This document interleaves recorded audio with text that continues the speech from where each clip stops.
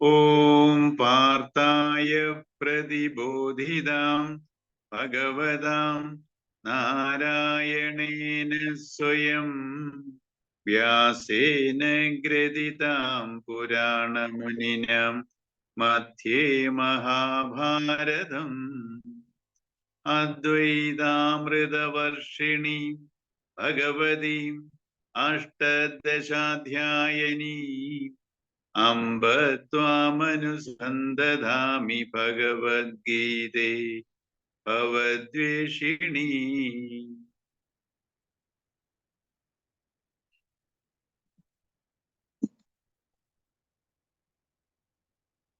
നമ്മൾ ഇനി 18ാമത്തെ ശ്ലോകമാണ് വായിക്കേണ്ടത്.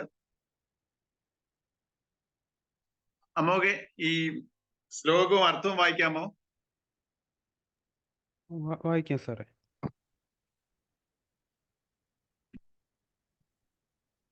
അന്തവന്ത ഇമേ ദേഹാ നിത്യസ്യോക്താ ശരീരിണഃ അനാശിനോ അപ്രമേയസ്യ തസ്മാദ്യുധ്യസ്വ ഭാരത.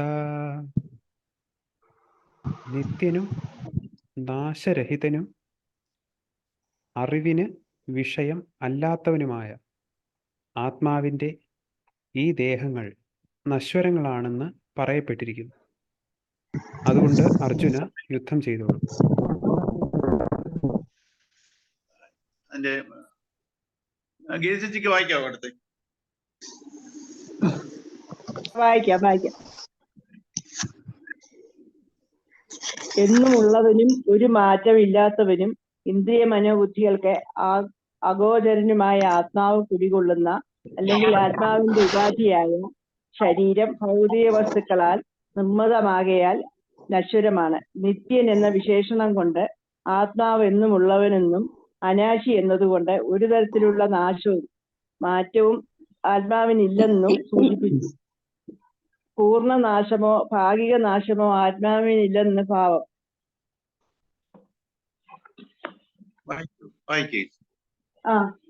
അറിയാനുള്ള നമ്മുടെ ഇന്നത്തെ കർണങ്ങളെ കൊണ്ട് ആത്മാവിനെ അറിയാനാവില്ല എന്നതുകൊണ്ട് അപ്രമേയൻ എന്ന് വിശേഷിപ്പിച്ചു. ഇന്ദ്രിയങ്ങളും മനസ്സും ബുദ്ധിയും ആണല്ലോ അറിയാനുള്ള നമ്മുടെ ഉപകരണങ്ങൾ. അവ സ്വതേ ജഡങ്ങളാണ്. അവയിൽ സ്ഫുരിക്കുന്ന ആത്മചൈതന്യമാണ് അവയെ സചേതനങ്ങളാക്കുന്നത്. വിഷയങ്ങളെ അറിയാൻ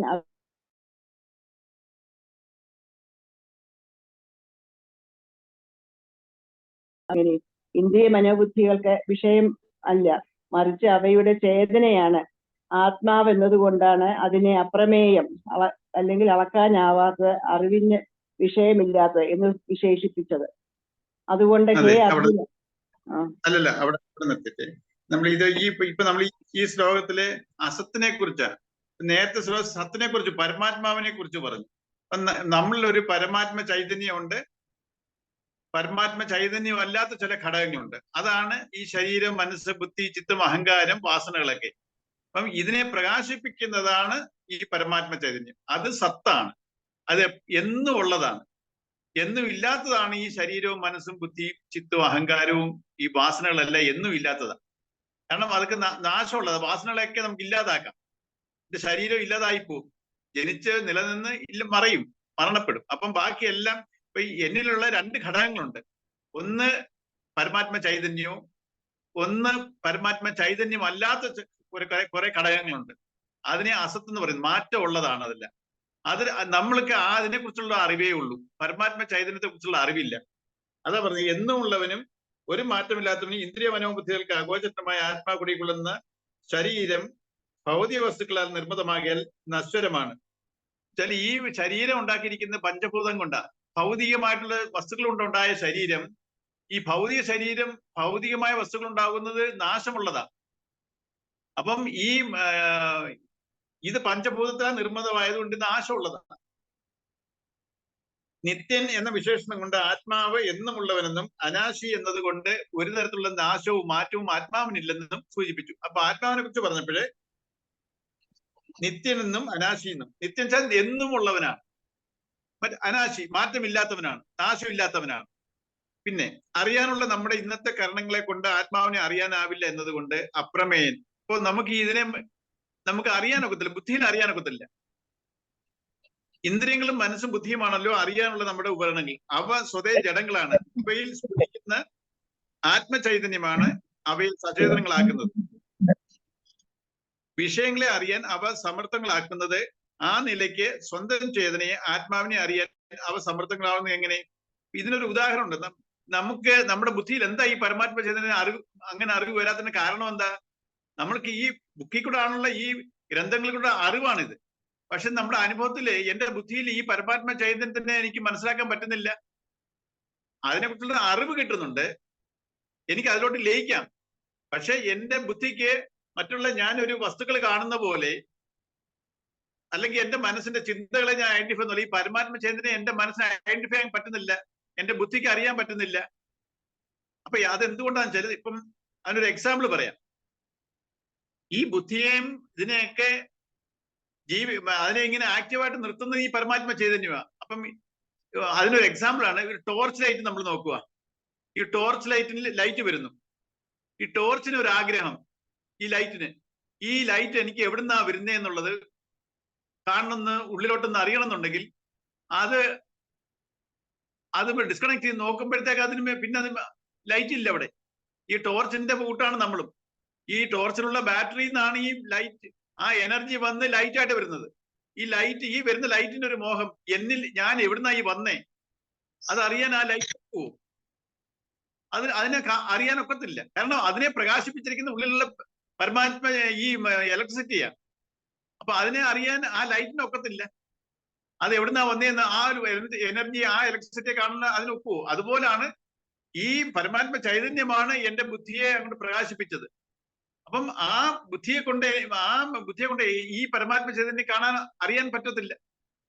അത് നമ്മുടെ അനുഭവത്തിൽ കൂടെ ഒക്കത്തുള്ളൂ. വെച്ചാല് നമ്മുടെ മനസ്സില്ലാതാവുമ്പോഴാണ് ഈ ശരീര മനോബുദ്ധി തലങ്ങളെല്ലാം ഇല്ലാത്ത എന്റെ ശരീരത്തിന്, ഞാൻ ശരീരമാണെന്നുള്ള തോന്നൽ വിട്ട് മനസ്സും ബുദ്ധിയും എല്ലാം ഞാൻ ഡോർമെന്റ് ആക്കി അതിനെ ബാലൻസ് ചെയ്ത് ധ്യാനത്തിൽ കൂടെ എനിക്ക് അതിൽ ലയിക്കാം.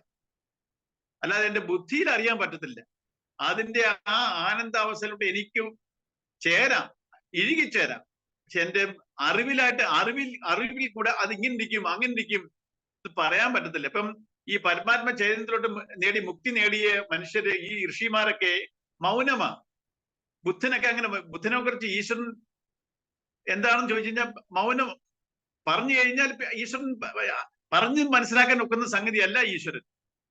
അപ്പം ഇതുപോലാണ് ഇതൊക്കെ നമ്മുടെ ബുദ്ധിയിൽ അറിയാൻ പറ്റത്തില്ല. അതുകൊണ്ട് അപ്രമേയം, അറിയാൻ വയ്യ, നമുക്ക് വിഷയമല്ലാത്തതാ.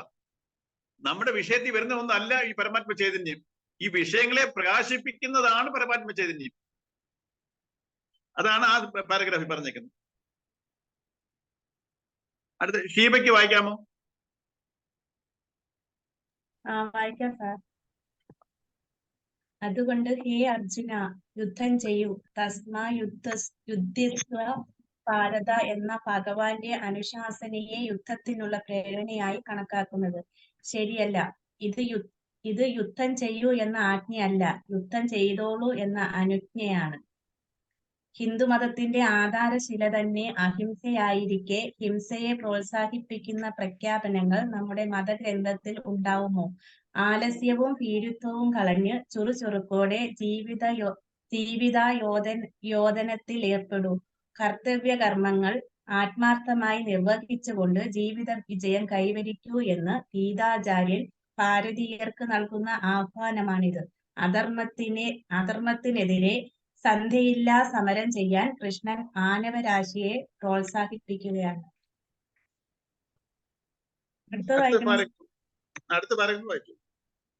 സംസാര ദുഃഖം അഥവാ ശോകമോഹങ്ങൾ അകറ്റുകയാണ് ഗീതോപദേശത്തിന്റെ ഉദ്ദേശ്യമെന്ന് വ്യക്തമാക്കാൻ 2 വേദമന്ത്രങ്ങളെ ഇവിടെ കൃഷ്ണൻ പ്രമാണമായി ഉദ്ധരിക്കുന്നു.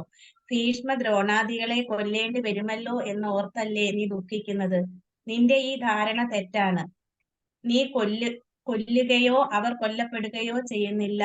എങ്ങനെയെന്നാൽ, അപ്പൊ ഇതില് നമ്മൾ ഈ ഗീത പഠിക്കുമ്പോൾ തസ്മാൻ യുദ്ധസ്യ ഭാരത, അതിനാൽ യുദ്ധം ചെയ്തോളൂ അർജുന എന്ന് പറയുന്നു. അപ്പം പലരും നമ്മൾ ഗീത തെറ്റിദ്ധരിച്ച് പറയാറുണ്ട്.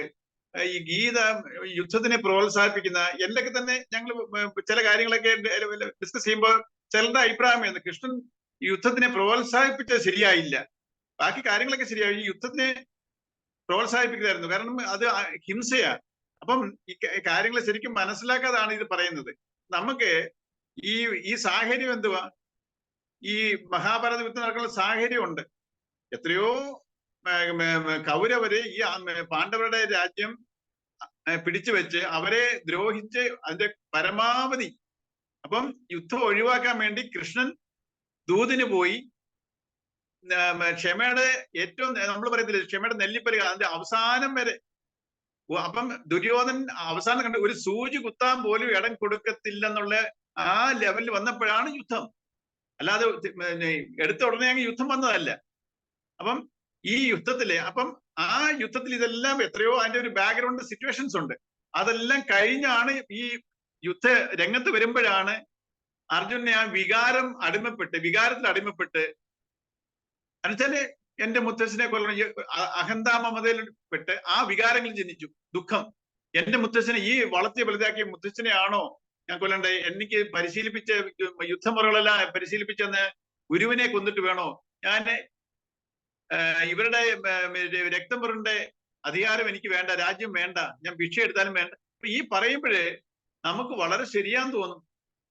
പക്ഷേ ഇവിടെ ധർമ്മം, അത് ഗീത എന്ന് പറയുന്നത്, അപ്പം ആ ഒരു യുദ്ധത്തിൽ ഒരു യോദ്ധാവായ അർജുൻ തളരുക. അവിടെ ഈ യുദ്ധം അനിവാര്യമായി വന്നു. ധർമ്മവും അധർമ്മവും രണ്ട് ആദർശങ്ങൾ തമ്മിലുള്ള ഏറ്റുമുട്ടല അവിടെ. അതില് വന്നു കഴിയുമ്പോ അതിനുവേണ്ടി വന്നു കഴിയുമ്പോ ഒരാൾ നമ്മൾ എക്സാം എഴുതാൻ നമ്മള് പ്രിപ്പറേഷൻ ഭയങ്കരമായിട്ട് നമ്മൾ കോച്ചിങ് ക്ലാസ്സിലെല്ലാം പോയി പ്രിപ്പയർ ചെയ്ത് എക്സാം എഴുതാൻ പോകുമ്പോ എക്സാം ഹാളിൽ കയറുമ്പോ അയ്യോ എന്റെ ശരീരം തളരുന്നു, ജയിക്കുവോ തോക്കുവോ എന്നുള്ള പേടിയില് നമ്മുടെ ശരീരം തളരുന്നു, നമ്മൾ കൊയ്യോ നമുക്ക് പഠിച്ചൊന്നും ഓർമ്മ വരുന്നില്ല. അങ്ങനെ എത്രയോ പേർക്കുണ്ട് ഈ എക്സാം ടെൻഷൻ കൊണ്ട്.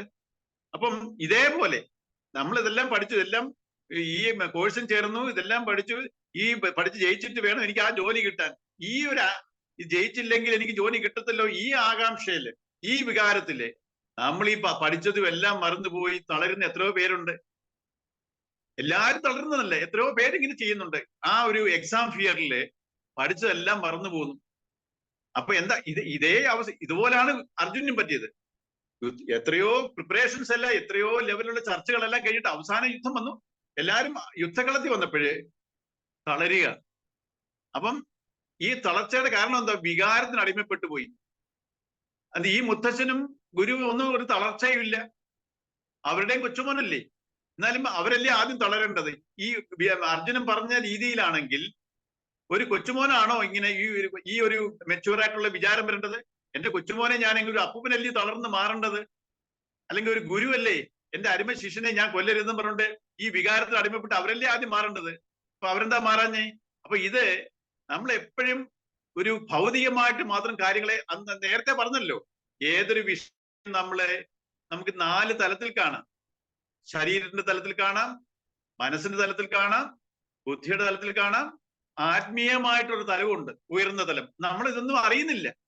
നമ്മളെപ്പോഴും വികാരത്തിന് അടിമപ്പെട്ട് നമുക്ക് ചില ശരിയും തെറ്റുകളും, ഞാൻ പറഞ്ഞല്ലോ ധർമ്മം എന്ന് പറയുമ്പോഴേ ഓരോരുത്തരും പ്രവർത്തിക്കുന്ന എന്റെ ശരികളല്ല, നമ്മൾ ഓരോരുത്തരും നമുക്ക് ഇതിനെക്കുറിച്ചുള്ള അറിവില്ല. ഈ അറിവില്ലാത്തതുകൊണ്ട് എനിക്ക് വികാരം വരുമ്പോഴേ എന്റെ ശരി, എനിക്കൊരു ശരി എന്ന് പറഞ്ഞൊരു കൺസെപ്റ്റ് ഉണ്ട്, അതിനനുസരിച്ച് ഞാൻ പ്രവർത്തിക്കുന്നു. ഓരോരുത്തരും അങ്ങനെ പ്രവർത്തിക്കുന്നു. ഈ പ്രവർത്തിക്കുന്നതെല്ലാം നമ്മുടെ വികാര മനസ്സിലാണ്. വിവേകത്തിനെ നമ്മൾ യൂട്ടിലൈസ് ചെയ്യുന്നതേ ഇല്ല. കാരണം നമ്മുടെ വാസനകൾ അതിനെ മറച്ചിരിക്കുക. പരമാത്മ ചൈതന്യത്തിൽ നിന്നുള്ള, പക്ഷെ ഇത് നമുക്കുള്ള അനുഭവമാണ്. കാരണം ഞാൻ ഇത് പറഞ്ഞല്ലോ, നമ്മൾ എന്തെങ്കിലും ഒരു പ്രത്യേക പെട്ടെന്ന് ഒരു സാഹചര്യം ഉണ്ടായി, ദേഷ്യം വരുന്നു അല്ലെങ്കിൽ ദുഃഖം വരുന്നു, നമ്മൾ അതിയായ വികാരത്തിൽ അടിമപ്പെടുമ്പോഴേ നമുക്ക് എന്താ ചെയ്യേണ്ടതെന്ന് അറിയത്തില്ല. അപ്പം ഈ ബുദ്ധി നമ്മുടെ വികാരമായിട്ട് അലൈനായിട്ട് നമ്മൾ പ്രവർത്തിക്കും, ആ സമയത്ത് പ്രവർത്തിക്കും. എന്നിട്ട് കുറെ കഴിയുമ്പോഴേ ഇതെല്ലാം കഴിഞ്ഞ് ആ പ്രവൃത്തികളെല്ലാം ചെയ്ത് എന്തെങ്കിലുമൊക്കെ ഡാമേജ് ഒക്കെ ഉണ്ടാവും. ഇതെല്ലാം കഴിഞ്ഞിട്ട് നമ്മുടെ വികാരം എല്ലാം രാത്രി കിടക്കുമ്പോഴോ അല്ലെങ്കിൽ 2 ദിവസം കഴിഞ്ഞിട്ടോ ഈ വികാരങ്ങളൊന്നും ഇല്ലാതിരിക്കുമ്പോ ഞാൻ അന്ന് നടന്ന ആ സംഭവത്തിൽ ഞാൻ പ്രവർത്തിച്ചതിനെ കുറിച്ച് ഞാൻ ചിന്തിക്കുമ്പോഴേ അങ്ങനെ ചെയ്യണ്ടായിരുന്നു, അല്ലെങ്കിൽ അങ്ങനെ ചെയ്യണമായിരുന്നു, നമുക്കൊരു സെക്കൻഡ് ഒരു ചിന്ത വരുമല്ലോ, തീർച്ചയായിട്ടും എല്ലാവരുടെ അനുഭവത്തിലുണ്ടല്ലോ. ആ ചിന്ത വരുന്ന സമയത്ത് നമ്മളിൽ വികാരങ്ങളുണ്ടോ? നമ്മളിൽ വികാരങ്ങളെല്ലാം കെട്ടടങ്ങി ഇരിക്കുമ്പോഴാണ് ആ ഒരു ചിന്ത വരുന്നത്. അപ്പം അത് എവിടുന്ന് വരുന്നു? ഞാനൊരു പ്രത്യേക സന്ദർഭത്തിൽ ഞാൻ വികാരം കൊണ്ടിരിക്കുമ്പോഴും എനിക്കൊരു ചിന്ത വന്നു, ഇങ്ങനെ ചെയ്യണം, ഇങ്ങനെ ചെയ്യുന്ന ശരി എന്ന് പറഞ്ഞിട്ട് ഞാൻ ചെയ്യുന്നു. ആ ചെയ്തു കഴിഞ്ഞിട്ട് ഈ വികാരങ്ങളെല്ലാം കെട്ടടങ്ങുമ്പോ എന്നിൽ നിന്ന് വേറൊരു ചിന്ത വരുന്നു, ഞാൻ അങ്ങനെ ചെയ്യണ്ടായിരുന്നു, അല്ലെങ്കിൽ ഇങ്ങനെ ചെയ്യണമായിരുന്നു, അല്ലെങ്കിൽ ഇങ്ങനെ പറയണമായിരുന്നു, അല്ലെങ്കിൽ പറയണ്ടായിരുന്നു, ഞാൻ അല്ലെങ്കിൽ അടിക്കണ്ടായിരുന്നു. ഇതിങ്ങനെയൊക്കെ ഉള്ളൂ നമ്മൾ ചെയ്തതിന്. ആ ചെയ്ത പ്രവൃത്തി ഒരു അധർമ്മമാണെങ്കിൽ നമ്മുടെ എന്ന് പറയും, മനസാക്ഷി കുത്തെന്ന് പറയും. ഈ മനസാക്ഷി പറയും, ആരാ ഈ മനസാക്ഷി? സാക്ഷി ഭാവത്തിൽ ഇരിക്കുന്ന പരമാത്മ ചൈതന്യം. നമ്മളെപ്പോഴും മനസാക്ഷി കുത്തെന്ന് നമ്മൾ പറയും. ഒരു മനസാക്ഷി കുത്തുണ്ട്, ചെയ്ത് തെറ്റായിപ്പോയത് നമുക്ക് എല്ലാവർക്കും ഉണ്ട് ഈ ഗിൽറ്റി കോൺഷ്യസ്. ചെയ്ത് തെറ്റായിപ്പോയി. ഇത് എവിടുന്ന് വരുന്നു ഗിൽറ്റി കോൺഷ്യസ്? ഈ പിന്നെ പ്രവർത്തിച്ചും പോയി, അതിന്റെ ഫലമാണ്. പിന്നെ ഇനി അത് മാറ്റി ചെയ്യാൻ പറ്റുമോ? ആ അവസരം നഷ്ടപ്പെട്ടു എനിക്ക്, ഞാൻ അതിനെ കുളവാക്കി. ഇനി കുറെ താമസിച്ചാണ് എനിക്ക് കറക്റ്റ് വിവേകം വരുന്നത്. എന്തുകൊണ്ട് ആ സമയത്ത് വിവേകം വന്നില്ല? എന്റെ വാസനയിലാണ് വികാരം വരുന്നത്. ആ വാസന എന്നെ മറച്ചു. ആ വിവേകം എനിക്ക് ആ സമയത്ത് വന്നില്ല. ഇതാണ് നമ്മൾ മനസ്സിലാക്കേണ്ടത്. നമ്മളിലൊരു പരമാത്മ ചൈതന്യമുണ്ട്, അതിൽ നിന്നാണ് വിവേകം വരുന്നത്. എല്ലാവർക്കും ഈ വിവേകം ഒരേപോലാണ്, പക്ഷെ അത് മൂടിക്കിടക്കുക. ബുദ്ധി എല്ലാവർക്കും ഡിഫറന്റാ, വികാരങ്ങൾ എല്ലാവരും. ചിലർ ഒത്തിരി ദേഷ്യപ്പെടുന്നവർ, എല്ലാവരും ഒരേപോലെ ദേഷ്യപ്പെടുന്നവരാണോ? എല്ലാവരുടെയും വാസനകളും ഡിഫറന്റാ, അതിന്റെ ഇന്റൻസിറ്റി ഡിഫറന്റാ. ഓരോരുത്തരും ശരീരത്തിന്റെ ലെവലിൽ ഇരിക്കുന്നവരുണ്ട്, മനസ്സിന്റെ വികാര ജീവികളായിട്ടിരിക്കുന്നവരുണ്ട്, ബുദ്ധിജീവികളായിട്ടിരിക്കുന്നവരുണ്ട്. അങ്ങനെ ഈ ഓരോ മനുഷ്യനും ഓരോ തലത്തിലായിരിക്കുന്നത്. അപ്പം ഈ ഏത് തലത്തിലിരുന്നാലും അവരുടെ വാസന ഈ വിവേകത്തിൽ നിന്ന് അവരെ മറയ്ക്കുന്നു. അപ്പം നമ്മൾ ഈ ഇരിക്കുന്ന പ്രവർത്തികൾ കൊണ്ട്, അധർമ്മ പ്രവർത്തികൾ, അധർമ്മം എന്ന് വെച്ചാൽ എന്തുവാ? നമുക്ക് ഒരാളെ കൊല്ലുന്നത് മാത്രമല്ല അധർമ്മം. നമ്മൾ എന്റെ വാസനകൾ ചെയ്യുന്ന പ്രവർത്തികളെല്ലാം അധർമ്മമാണ്. എന്ന് വെച്ചാൽ എന്തുവാ? ആ വാസന എന്റെ ഇഷ്ടത്തിനനുസരിച്ചാ, എന്റെ എന്നുള്ളതിലാണ് എന്റെ വാസന ഇരിക്കുന്നത്. എനിക്ക് ഇത് ഇഷ്ടമാണ്, ഇത് ഇഷ്ടമല്ല. എനിക്ക് ഇവരെ ഇഷ്ടമാണ്, ഇവരെ ഇഷ്ടമല്ല. എനിക്ക് ഈ വസ്തുക്കളാണ് ഇഷ്ടം, മറ്റേ വസ്തുക്കൾ ഇഷ്ടമല്ല. അങ്ങനെ എന്റെ അഹന്താ മമതയിൽ പ്രവർത്തിക്കുന്നത് എല്ലാ കർമ്മങ്ങളും അത് അധർമ്മമാണ്.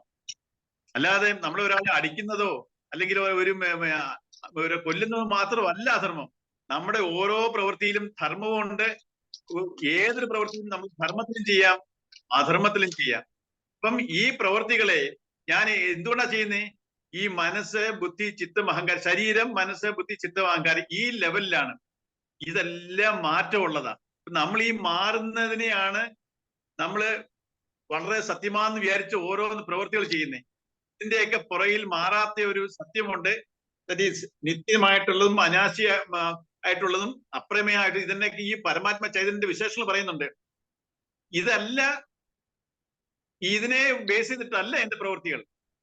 അപ്പം നമ്മള് ഈ അർജുനന്റെ ഉണ്ടായ പ്രശ്നം എന്തുവാ? ദുഃഖം ഉണ്ടായി. എങ്ങനെ? അപ്പൊ അർജുനന്റെ ദുഃഖത്തിനുള്ള കാരണം പറയുക, നിന്റെ ആലസ്യവും വീരവും പറഞ്ഞ് ആ കടമയിൽ നിന്ന് മാറി നിൽക്കുക, അഹന്താമ മുതൽ തളർന്ന. അപ്പം യുദ്ധത്തിന് വേണ്ടി അല്ല ആഹ്വാനം ചെയ്യുന്നത്. നമ്മുടെ കടമകളിൽ നമ്മൾ ഓരോ പ്രത്യേക സാഹചര്യങ്ങളിൽ നമ്മൾ ചെന്ന് പെടുമ്പോഴേ നമ്മൾ തളർന്നു പോകും. ആ തളർച്ച മാറ്റി നീ നിന്റെ കടമ ചെയ്യൂ എന്നാ പറയുന്നത്. യുദ്ധം ചെയ്യാൻ നമ്മൾ ഓരോരുത്തരും അർജുനന്മാരാ. നമ്മളെല്ലാവരും യുദ്ധം ചെയ്യാനല്ല കൃഷ്ണൻ പറയുന്നത്. നമ്മൾ ഓരോ പ്രതിസന്ധികളിലും തളരുമ്പോഴേ, തളർച്ച നിന്റെ വികാരം കൊണ്ടാണ്. നീ വിവേകത്തിൽ നോക്കിയാൽ നിന്റെ സത്യം തിരിച്ചറിയും. ആ സത്യത്തിൽ നീ നിന്റെ കടമ ചെയ്യൂ. കടമയാണ്. അല്ലാതെ ഇവിടെ തസ്മാത് യുദ്ധസ്യ ഭാരത, അതിനാൽ അർജുന യുദ്ധം ചെയ്തോളൂ എന്ന് വെച്ചാൽ നിങ്ങളെല്ലാരും യുദ്ധം ചെയ്തോണം, എല്ലാവരുമായിട്ടും വഴക്കിട്ടോണം എന്നുള്ളതല്ല അതിന്റെ അർത്ഥം. അർജുനന്റെ കടമ അവിടെ യുദ്ധം അത് യോദ്ധാവായിട്ടാ വന്നിരിക്കുന്നേ. യോദ്ധാവിന്റെ കടമ എന്താ? യുദ്ധം ചെയ്യണം. പടക്കളത്തിൽ വന്നിട്ട് ഇത് മോങ്ങിക്കൊണ്ടിരിക്കുക, കരഞ്ഞുകൊണ്ടിരിക്കുന്നു. ഒരു യോദ്ധാവിന്റെ കടമയാണോ അത്? ആ കടമയിൽ നിന്ന് ഡീവിയേറ്റ് ആയിപ്പോയി, കടമ ചെയ്യാൻ പറ്റുന്നില്ല. ആ കടമ ചെയ്യൂ എന്ന് പറയുക, അല്ലാതെ യുദ്ധത്തിനെ ആഹ്വാനം ചെയ്യുക അല്ല കൃഷ്ണൻ. നമ്മുടെ ഓരോ ജീവിതത്തിൽ, നമ്മുടെ എല്ലാവരുടെയും ജീവിതത്തിൽ പ്രതിസന്ധികൾ വരുന്നു. ആ പ്രതിസന്ധികളിൽ നമ്മൾ തളരുന്നു. അതിന്റെ കാരണമാണ് കൃഷ്ണൻ വിശദീകരിക്കുന്നത്. നമ്മൾ ഈ മാറുന്നതിനെ നമ്മൾ സത്യമായിട്ട് വിചാരിച്ച് അതിനനുസരിച്ച് പ്രവൃത്തി ചെയ്യുന്നു. നമ്മളൊരു മാറാത്ത നീ അർജുനോട് പറയാണ്, നീ ദ്രോണരെ കൊല്ലുമെന്ന് പറഞ്ഞു വിചാരിച്ചിട്ടില്ലേ കരയുന്നേ? അല്ലെങ്കിൽ പിതാമഹനെ അവരെ കൊല്ലാൻ നിനക്കാകത്തില്ല. കാരണം അവർക്ക് നാശമില്ലാത്ത ഒരു പരമാത്മ ചൈതന്യമാണ് അവരെല്ലാം. അവരുടെ ദേഹം, നിന്റെയും എന്റെയും ദേഹങ്ങളെല്ലാം നശിക്കുന്നതാ, മാറ്റമുള്ളതാ. നീ കൊല്ലുവാണെന്ന് നീ ധരിക്കുക, നീ കൊല്ലുന്നില്ല, അവർ കൊല്ലപ്പെടുന്നില്ല. അടുത്ത ശ്ലോകങ്ങളിൽ അതൊക്കെ വരും. അപ്പൊ ഇതാണ് ഈ ഒരു ഇതിൽ പറയുന്നത്. അടുത്ത ശ്ലോകവും അർത്ഥവും ആർക്ക് വായിക്കാം? വായിക്കാം സാർ. വായിക്കാം. ആരാണ്? അശ്വതി. അശ്വതി പറയും. യായേനം വേത്തി ഹന്താരം യശ്ചൈന്യം മന്യതേ ഹതം ഊഭൗ തൗ ന വിജാനീതോ നായം ഹന്തി ന ഹന്യതേ. യേനം ഹന്താരം വേത്തി ച, ആര് ആത്മാവിനെ ഹന്താവെന്നു കരുതുന്നു, മാത്രമല്ല യേനം ഹതം വേത്തി, ആര് ആത്മാവിനെ ഹതൻ എന്ന് കരുതുന്നു, തൗ ഊഭൗ ന വിജാനീതഃ, ആ രണ്ടുപേരും വാസ്തവം അറിയുന്നില്ല, അയം ന ഹന്തി, ആത്മാവ് കൊല്ലുന്നില്ല, ന ഹന്യതേ, കൊല്ലപ്പെടുന്നുമില്ല. യാതൊരു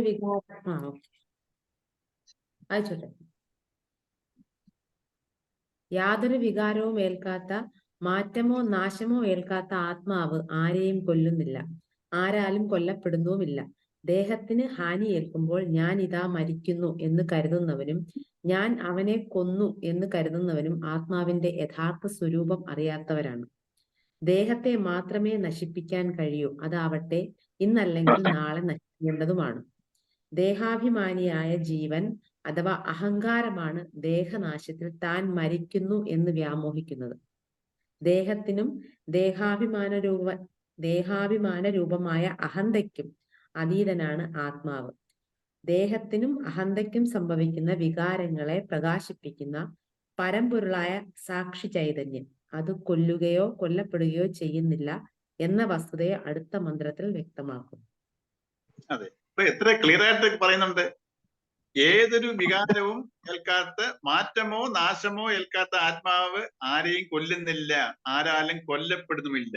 അപ്പം നമ്മൾ എന്ന് പറയുന്നത് ഒരു വികാരം അല്ലെങ്കിൽ എന്റെ ശരീരമോ മനസ്സോ ബുദ്ധിയോ ഒന്നും അല്ല.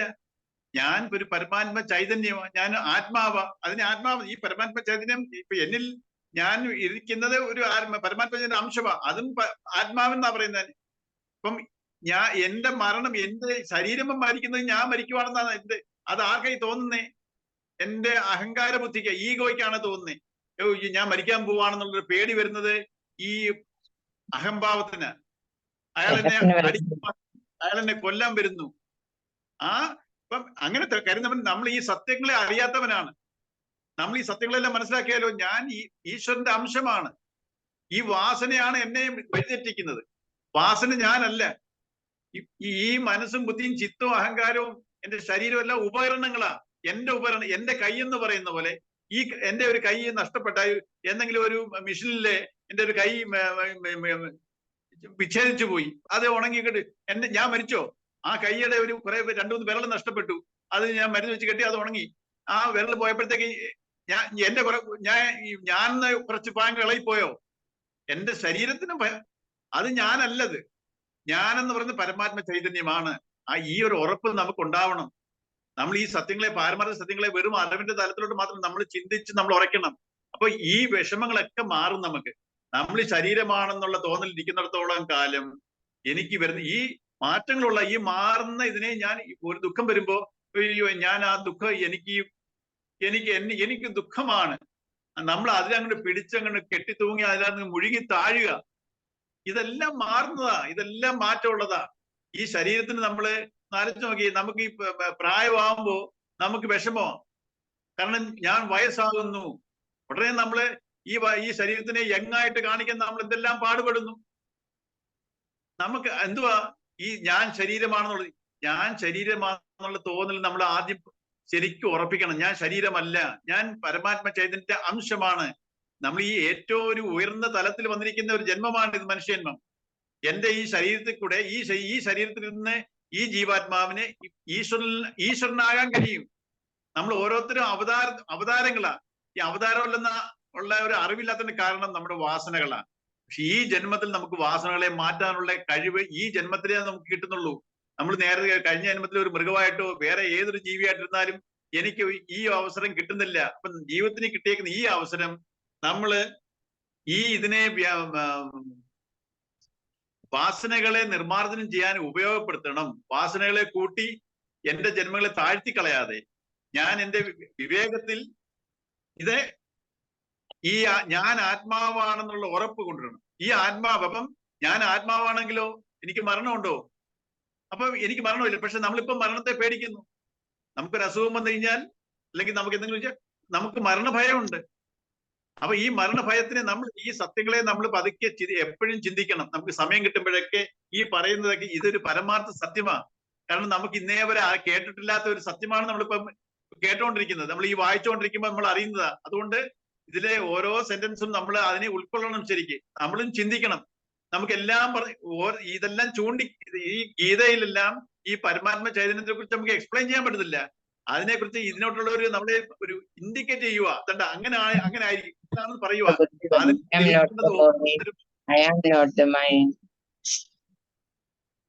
അപ്പം ഈ ഒരു കാര്യം ഞാൻ ദേഹമല്ല, ഞാൻ ദേഹം മരിക്കുമ്പോൾ ഞാൻ മരിക്കുന്നില്ല, എന്റെ ദേഹമേ മരിക്കുന്നുള്ളൂ, ഞാൻ ഇനിയും കണ്ടിന്യൂ ചെയ്യേണ്ടതുണ്ട്. ഈ വാസന നിലനിൽക്കുന്ന കാലം ഇനിയും എനിക്ക് ശരീരം എടുക്കേണ്ടതുണ്ട്. എനിക്ക് പരമാത്മ ചൈതന്യം ലയിക്കണമെന്നുണ്ടെങ്കിൽ എന്റെ പ്രവൃത്തികളെ ഞാൻ മാറ്റിയെടുക്കണം. വാസനയ്ക്ക് അനുസരിച്ച് ഞാൻ കർമ്മം ചെയ്തുകൊണ്ടിരുന്നാൽ ഞാൻ ഈശ്വരനിൽ നിന്നും ഞാൻ അകന്നു പോയിക്കൊണ്ടിരിക്കും. എന്റെ ജന്മങ്ങൾ താഴ്ന്നു പോയിക്കൊണ്ടിരിക്കും. എനിക്ക് ഈശ്വരനോട്ട് അടുക്കാൻ പറ്റത്തില്ല. എനിക്ക് മോക്ഷം അല്ലെങ്കിൽ മുക്തി കിട്ടത്തില്ല. എന്റെ വാസനകളിൽ നിന്ന് എനിക്ക് സ്വാതന്ത്ര്യം വേണം. ഞാൻ ഈ വാസനകളുടെ അടിമയായിട്ട് ജീവിക്കാതെ ഈ വാസനകളുടെ ഉടമയായിട്ട്, ആ വാസനകൾ അതിന്റെ യജമാനായിട്ടിരിക്കണം. ഇപ്പൊ നമ്മൾ ഒരു അടിമയുടെ കൂട്ടിരിക്കുക. എന്റെ വാസനയിൽ നിന്ന് എനിക്ക് മാറാൻ പറ്റത്തില്ല, എനിക്ക് ഇതൊക്കെയാ, എനിക്ക് വേറെ ഒക്കത്തില്ല. നമ്മൾ തന്നെ ഒരു വടിയെടുത്ത് നമ്മളെ തന്നെ അടിക്കുന്നത് പോലാണ് ഇതില്ല. ഈ നമ്മൾ തന്നെ, അല്ലെങ്കിൽ നമ്മൾ ഒരു കയറിട്ട് നമ്മൾ കെട്ടി വെക്കുകയാണ്. നമുക്കൊന്നും ചെയ്യാൻ വയ്യ. നമ്മൾ തന്നെയാണ് നമ്മുടെ ബന്ധനത്തിന് കാരണം. നമ്മുടെ ഈ വികാര മനസ്സാണ് നമ്മളെ ഈ ചുറ്റിക്കുന്നതെല്ലാം. ഈ ബന്ധത്തിലോട്ടും ഈ വേണ്ടാത്ത അധർമ്മ പ്രവൃത്തികളോട്ടും എല്ലാം കൊണ്ടുവന്ന ഈ വികാര മനസ്സാണ്.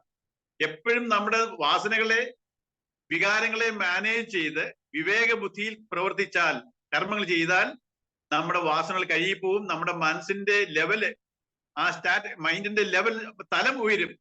നമ്മുടെ ചിന്തകളൊക്കെ നമ്മൾ ഇതിനെ പാരമാർത്ഥ സത്യങ്ങളെ ഉൾക്കൊണ്ടാൽ നമ്മുടെ വീക്ഷണം മാറും. നമ്മൾ നേരത്തെ ഒരു പ്രശ്നത്തിനെ വീക്ഷിക്കുന്ന പോലെ ആയിരിക്കത്തില്ല നമ്മൾ ഇതെല്ലാം ഉൾക്കൊണ്ടുകൊണ്ട് അതിനെ വീക്ഷിക്കുമ്പോഴേ. അതുകൊണ്ടാണ് നേരത്തെ പറഞ്ഞത് ഓരോന്നിനെയും 4 തലമുണ്ട്. നമ്മളൊരു ആത്മീയമായിട്ട് എല്ലാത്തിനെയും കാണാൻ പഠിച്ചാൽ നമ്മൾ എല്ലാരെയും ഉൾക്കൊള്ളും. അല്ലെങ്കിൽ നമ്മൾ ശരീരത്തിന്റെ ലെവലിൽ നമ്മൾ നാരോ ആയിട്ടിരിക്കും, അഹന്ത മമതയിലിരിക്കും, ഞാൻ എന്റെ ഈ സ്വാർത്ഥതയിലിരിക്കും. നമ്മൾ ഇതിനെ ഈ സ്വാർത്ഥതയെ ഡൈല്യൂട്ട് ചെയ്യണം. എങ്ങനെ? ഞാനൊരു ആത്മീയ തലത്തിൽ വേണം ഇതിനെ കാണാൻ. ഈ എന്നിലിരിക്കുന്ന അതേ ചൈതന്യമാണ് എല്ലാവരിലും ഇരിക്കുന്നത്. വ്യത്യാസം ആ വാസനയാ. അവരുടെ കുഴപ്പമില്ല, അവർ ജന്മത്തിൽ കൊണ്ടുവന്നൊരു വാസനയാ. എന്തോ ചെയ്യാനാ? അവരുടെ ഓരോരുത്തരുടെയും സംസ്കാരം അതാ. നമ്മൾ അങ്ങനെ ഒരാളോട് ദേഷ്യപ്പെടാതെ അവരുടെ ആ സംസ്കാരം നമ്മള് സിമ്പതൈസ് ചെയ്യുക, സഹതപിക്കുക വേണ്ട. അവരോട് ദേഷ്യം ആ വ്യക്തിയോട് ദേഷ്യപ്പെട്ട കാര്യം. കാരണം അതും പരമാത്മ ചൈതന്യമാണ്. ഈ പരമാത്മ ചൈതന്യത്തിലാണ് ആ വാസന ഇരിക്കുന്നത്. അപ്പം ആ വാസനയെ അതിന് പ്രകടിപ്പിക്കാൻ പറ്റത്തുള്ളൂ. അപ്പം മനസ്സിലായിരിക്കണം. ക്ഷമ, സഹനശക്തി, കാരുണ്യം, ധൈര്യം, കമ്പാഷൻ, ദയ, ഇതിലൊക്കെ ആയിരിക്കണം നമ്മുടെ പ്രവൃത്തികൾ. എല്ലാവരോടും ഈ ഒരു സമീപനം എടുത്തു കഴിഞ്ഞാൽ നമ്മൾ ഒരു പ്രശ്നത്തിൽ നിന്ന് ഒളിച്ചോടണ്ട. ഏതിനും നമ്മൾ അഭിമുഖീകരിക്കണം. പക്ഷേ അതിന് 2 രീതി പ്രതികരിക്കാം. അന്ന് ഞാൻ ഒരു ഇംഗ്ലീഷിൽ റിയാക്റ്റും ചെയ്യാം, റെസ്പോണ്ടും ചെയ്യാം. റിയാക്ഷൻ മീൻസ് നമ്മുടെ വികാരത്തിൽ, ദേഷ്യത്തിലോ വിഷമത്തിലോ സന്തോഷത്തിലോ ഞാൻ അങ്ങനെ പ്രവർത്തിക്കാം. അതൊരിക്കലും പാടില്ല. നമ്മൾ ഈ വികാരങ്ങൾ പ്രകടിപ്പിച്ചുകൊണ്ട് വിവേകത്തിൽ എന്താണ് വേണ്ടത്, ആപ്റ്റ് ആയിട്ടുള്ള ഏതാണ് ആ സന്ദർഭത്തിന് വേണ്ടത്. വികാരത്തിലുള്ള പ്രവൃത്തി വേറെ വരും, വിവേകത്തിലുള്ള പ്രവൃത്തി ഒരേ സംഭവത്തിൽ ഒരേ കാര്യത്തിൽ വികാരത്തിൽ നോക്കിയാൽ അത് ഒരേ മാതിരി ചെയ്യാൻ തോന്നും, വിവേകത്തിലാണെങ്കിൽ വേറെ മാതിരി ചെയ്യാൻ തോന്നും. അതാണ് ആത്മീയ തലം. അപ്പൊ ഈ ആത്മാവിന്റെ തലം എന്ന്